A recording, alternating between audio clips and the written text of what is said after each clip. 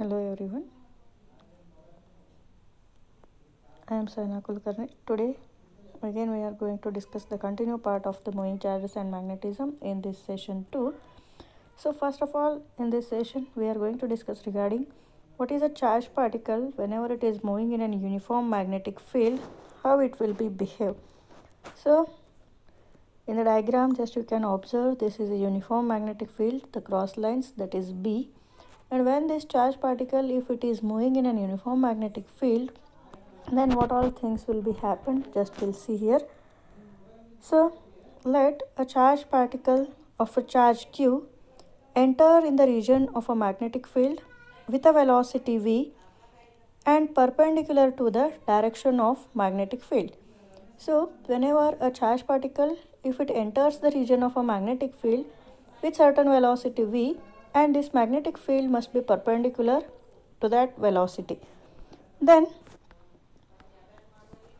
force acting on the charge q due to the magnetic field that will be given by, already we know this force, that is magnetic force, F is equal to q of v cross b, that is nothing but it is qvb sine theta. Theta is missed there, so it is qvb sine theta, and both are perpendicular means theta is equal to 90 degree, so qvb sine 90, sine 90 is 1, therefore the force is equal to qvb we are getting. And whenever the magnetic field is perpendicular to the velocity at an uniform magnetic field, then the charged particle it will take to, or it will starts to move in a circular path.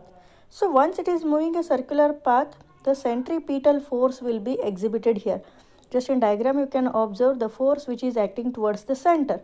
So the centripetal force that will be exhibited, that centripetal force now we can give here. Here also you can observe the same diagram.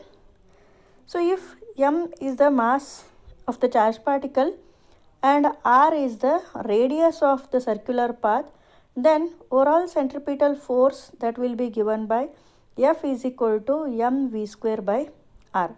So this I can call it as it is equation number 2, and the first also we called equation 1, that is the magnetic force equation, F is equal to qvb sin theta, so theta is equal to 90 degree, so we got it as it is qvb. So both are the forces, therefore we can compare both the equations. Thus the centripetal force that is provided by magnetic Lorentz force, that is nothing but our F is equal to qvb, then we can compare both the equations, so 1 and 2. Therefore by comparing we are getting mv square by r is equal to qvb. From this, what is r is equal to, what is the radius of this circular path? So r is equal to, we are getting it as mv square divided by qvb, or r is equal to, we can write, thus the radius of the circular path, that r is equal to mv square by qvb. So we get cancels, we are getting it as mv divided by qb. mv is nothing but the momentum, mass into velocity, you can get it as it is a momentum, so we can write it as it is p divided by qb, and I call it as equation number 3. So thus the larger the momentum, larger is the radius. So radius, it depends upon the momentum. So once the momentum goes on increases, or the larger the momentum, the larger becomes the radius, or smaller the momentum, the radius is the smaller. Then the time period of this charged particle that will be given by the t is equal to, already we know it is a distance divided by speed. So distance is nothing but it is covering a circular path. So circular path means the circumference of a circle is our distance, that is circumference of circle divided by speed. Circumference of circle is 2 pi r divided by v, speed is nothing but v. Therefore t is equal to, we write the same equation as 2 pi by v, substitute the r value, already we got the radius value, that r value is mv divided by qb. Instead of p divided by qb, we have substituted it as mv divided by qb. So again we get cancels, we are getting the equation as 2 pi m divided by qb. So this is what the time period of the circular path. Then the frequency of the charged particle that will be given by nu is equal to 1 over t, that is qb divided by 2 pi m. So with this equation, that is from equation 5, it is clear that the frequency which is independent of speed and the radius of the particle, but it only depend upon its magnetic field. It is not going to depend upon any speed and the radius, but it only depend upon the magnetic field of that material, or the magnetic field where it will be exit. Then the angular frequency will be given by omega is equal to 2 pi nu. So again omega is equal to 2 pi, as it is new value we have substituted it as qb divided by 2 pi m. Therefore 2 pi get cancelled, we get it as it is qb divided by m. Next we have studied now when the charged particle, if it is moving at parallel and anti-parallel, then the magnetic force will be 0, means at 0 degree and 180 degree there will be no force at all. And whenever it is moving at 90 degree, the previous case we have seen. But when a charged particle, if it is moving other than angle of these three, means 0, 90 as well as 180 degree, then what will be the case? How it will be moving? So for that, the diagram just you observe.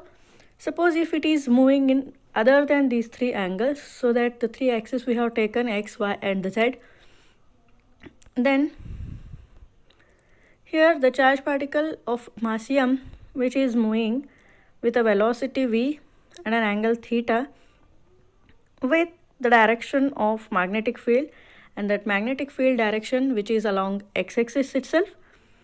Then now we can write the velocity component along x-axis as well as along y-axis. Already in first PUC you studied this, the resolution of vector. So we have resolved the vector v, that is velocity v, along x, y components. So along x-axis the velocity component we can write it as it is vx, and that vx will be equal to v cos theta. It is the component of velocity along x-axis. And similarly vy, that is, and here in this case what happens, velocity which is along the direction of the magnetic field itself, because magnetic field is also acting along x-axis, our velocity along x-axis is also acting along x-axis itself, and vy is equal to v sin theta, that is along y-axis. And in this case what happens, the component of velocity v, which is parallel to the direction of, which is the perpendicular to the direction of the magnetic field in this case. Then what happens, let's see. The charged particle, whenever it is moves with a constant velocity, that is v cos theta, along the magnetic field. So once the velocity v cos theta, if it is moving along the direction of magnetic field, along means the theta is equal to 0 degree here, both are parallel. So once they are moving, both are parallel, at that time there will be no force acting on that charged particle. So as a no force which is acting on the charged particle, because it is parallel to the magnetic field. So v cos theta term vanish out, because in this case v cos theta, which is velocity along x-axis, similarly our magnetic field is also acting along x-axis, both are parallel to each other, then our theta becomes a 0. Therefore there will be no term remains as it is here. Then since v sin theta, which is perpendicular to the magnetic field, so the particle that will experiences a force. So under this force, a charged particle tends to move in a circular path and a plane perpendicular to the magnetic field.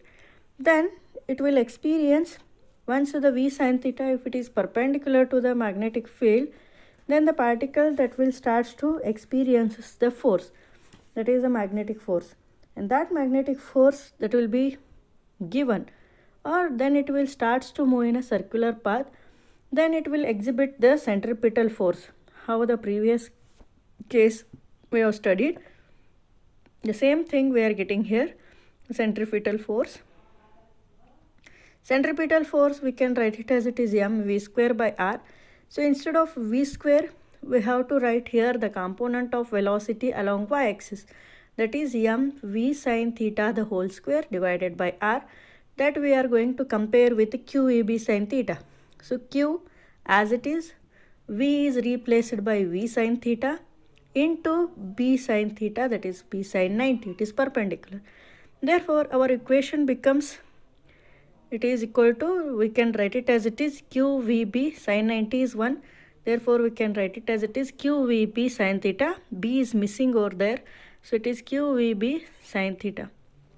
Therefore, we can write the r value for radius value m v sine theta the whole square as it is divided by this qvb sine theta. This equal to r. Therefore, r is equal to 1 v sine theta get cancels. We are getting it as mv sine theta divided by qb.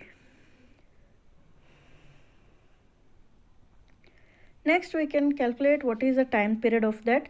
So, time period t is equal to, we can write it as it is 2 pi r divided by v sine theta. In earlier case, same thing, 2 pi r by v we have taken. The same thing, 2 pi r divided by v sine theta. So, 2 pi divided by v sine theta remains as it is.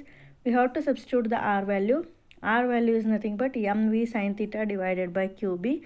That is v sine theta, again v sine theta get cancels. So, we are getting it as 2 pi m divided by qb. So, frequency nu is equal to 1 over t. That 1 over t is equal to qb divided by 2 pi m. Then, if the charged particle, if it is under the combined effect of two components of velocity like this, then what happens? It moves along the direction of magnetic field to the horizontal component, that is v cos theta. At the same time, it moves along the circular path also, that is v sine theta, the component of velocity that will move in a circular path. Thus, the resultant path of the particle is like a helix. It is like a helix with its axis parallel to the magnetic field. So, once if it is moving along as well as once it is moving along circular path, so both are combined here. Therefore, the resultant path we are getting it as an helical path. In the diagram also you have observed there is a helical path and there is written pitch. Pitch is nothing but it is a distance travelled by the particle in one rotation. So, in one rotation how much distance it will be covered, that is called as the pitch of that helix. Therefore, pitch of the helix that will be given by p is equal to v cos theta, which is along the component, that is velocity component along x-axis, into the t. Therefore, p is equal to v cos theta. T value already we have calculated. It is 2 pi m divided by qb, or p is equal to, it is, we can write it as 2 pi m v cos theta divided by qb. This is nothing but the pitch of that helical particle or helical path. Next, we can study regarding the motion of charged particle whenever it is combined electric as well as magnetic field. So, when electric as well as magnetic field both will combine, how the motion of charged particle will be taken place, that we can see here. In that first case we will study, that is called as velocity selector.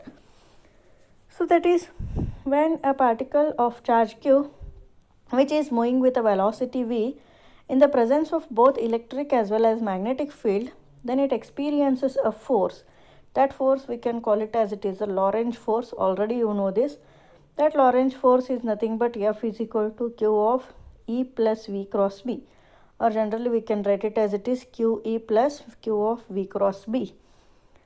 Then consider here a case in which electric as well as magnetic field both are perpendicular to each other. This you can observe here, electric as well as magnetic field both are perpendicular, and also they are perpendicular to the velocity v of the particle.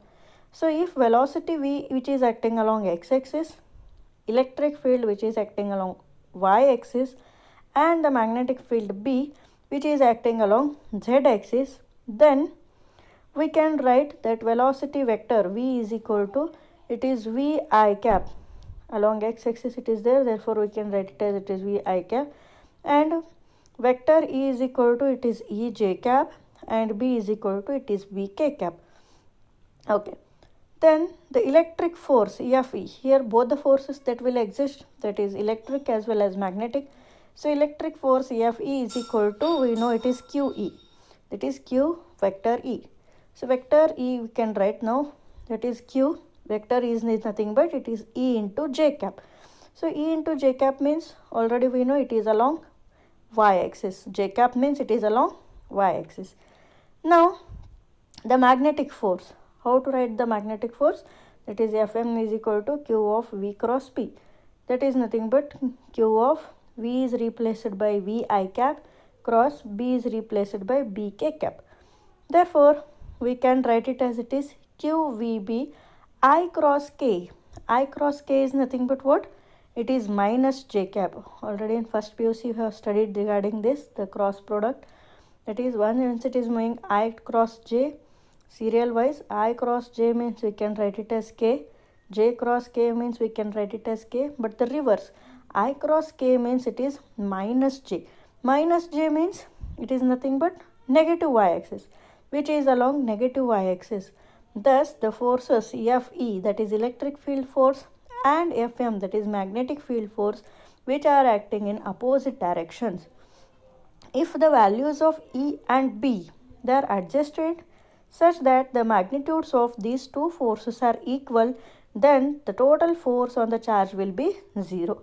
Because both are acting in opposite directions, once the magnitudes becomes equal, then one minus another, that will gives you the 0 itself.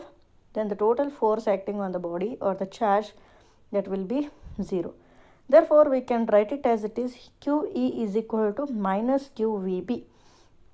Therefore, with the help of this QQ get cancelled, we can write it as V is equal to E by B. So this is the condition that can be used to select the charged particle of particular velocity irrespective of their charge as well as the mass. And this principle, which is used to, or which is also used in the mass spectrometer to separate the ions. So this is the condition for the velocity selector. Okay.